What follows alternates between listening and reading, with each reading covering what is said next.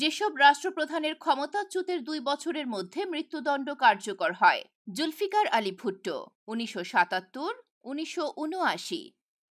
Benito Mussolini 1943, 1945;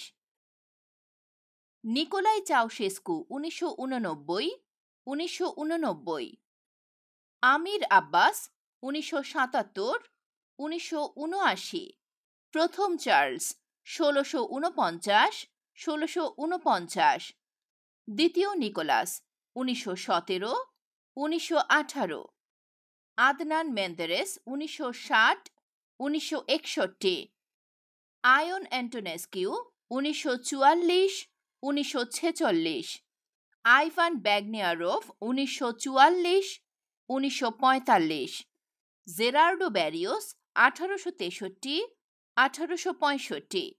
doubly Bozhilov 1944, 1945; Jozef Tiso 1945,